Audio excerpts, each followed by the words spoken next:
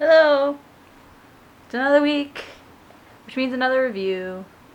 And today I will be reviewing Okja, written and directed by Bong Joon-ho. If you're one of those people, like me, who care more about animals in movies than like people and other characters, be prepared to bawl like a baby. Just like I did. Oh my gosh. Okja is about a young South Korean girl named Mija and her super pig named Okja, who get caught in like a fight between animal activists and the Miranda Corporation, which is like an agrochemical company, I believe. Before I go on, movie is not for children. Not for children. There's lots of strong language in both Korean and English, and a good amount of violence. Out of all the Netflix originals I have seen, this one is one of my favorites. It is amazing. I don't even know where to begin properly because there's just so many things I love about it, and I could ramble on for hours like I do with a bunch of other movies. It's really stunning visually. It has some beautiful music, and the story is just so well executed. Like, right after the opening credits, it's a 10-minute long scene, not really scene, but like series of scenes with just Mija and Okja. They're introduced, and the audience just gets to see them together for just 10 straight minutes. And he just dives right into the relationship and how they're so dependent on each other and how much they love each other. And it's such a beautiful scene too, not only just because it's adorable, a little 14-year-old girl and a gigantic hippo pig thing, but like the scenery around it is so green and gorgeous. It's literally like a scene out of a Disney movie, except right after that it goes downhill fairly quickly. Those 10 minutes are so important because it gets the audience attached to Okja, just like Mija is. And it was so brilliant to start off like that, because right after those 10 minutes, my emotions were just parallel to Mija's, because I was so invested in Okja and what was going on. And so without that, like, the entire movie would just be pretty pointless. And so my applause for that, because that was awesome. I know I usually talk about like cinematography, color, music, all that boring stuff, but for this one I'd rather focus on the cast and the characters, because this movie has the most hateable characters of any movie I have ever seen. And it doesn't matter if they're the good guys or the bad guys. Like, they will still rub you the wrong way. The characterization of the members of the ALF, the Animal Liberation Front, who try to save Okja, and the Miranda Corporation are both so extreme. They're so far on the opposite sides of each other that it kind of just drove me crazy. And it made me dislike so many characters in the movie. And that's what also kept you, like, it was so brilliant for him to do that, for Bong Joon-ho to do that, because it kept you invested in Okja and Mija, and them only. So to go in a little bit deeper, I'm going to start with the Miranda characters, because they're obviously the antagonists and I have more of a reason to hate them. So first there's Lucy Miranda, played by Tilda Swinton.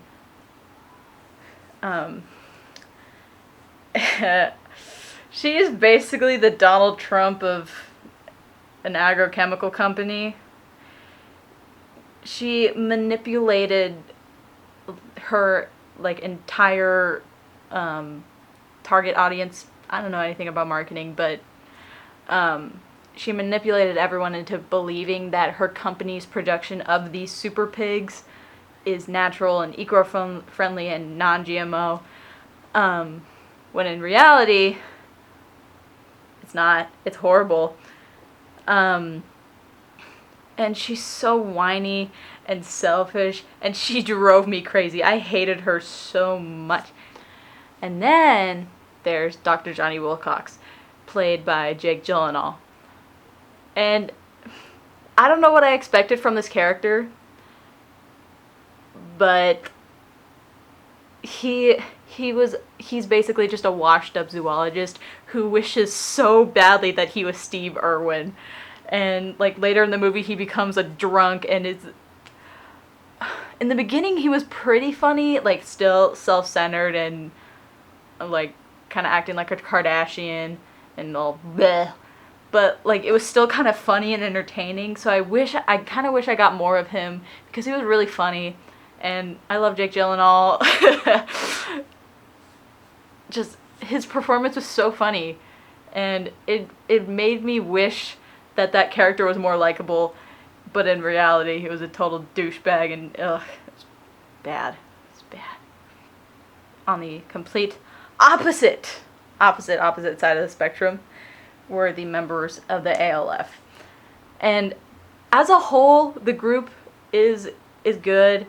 Like, they're all good people, and pretty much the only point of a couple of those characters is to kind of poke fun at vegans, which I thought was so funny. There was only one member who I really didn't like, and that was Jay, who's basically the leader of the group. He's played by Paul Dano, and he was so creepy. Like, at first it was kind of adorable creepy, like he looked so nice, and then he just got progressively creepier as the movie went on. Like, he beat the living crap out of Kay, who's another member, for mistranslating something that Mija said for the sake of their mission. The group as a whole follows the 40-year-old credo that the ALF was built upon, and they do it so devoutly that it becomes weird, almost like a cult. And so that's what kind of creeped me out about them. It was kind of entertaining, though, because they're so against violence, not only to animals but to humans as well. And so even when there are people trying to murder them, they won't hurt them. And it's pretty funny, not gonna lie. Like when they're being chased, they'll dump marbles on the floor to make the people chasing them slip, and it's pretty funny. Use umbrellas to block tranquilizers. Literally hurl themselves at another person. And then my favorite, make Okja poop on them. So, with a little bit of thinking, I figured out why all of these characters are so extreme. And that's because it teaches the audience a lesson about the flaws of having really extreme, rigid beliefs. It doesn't matter what the intention is. There are flaws with lots of belief systems, and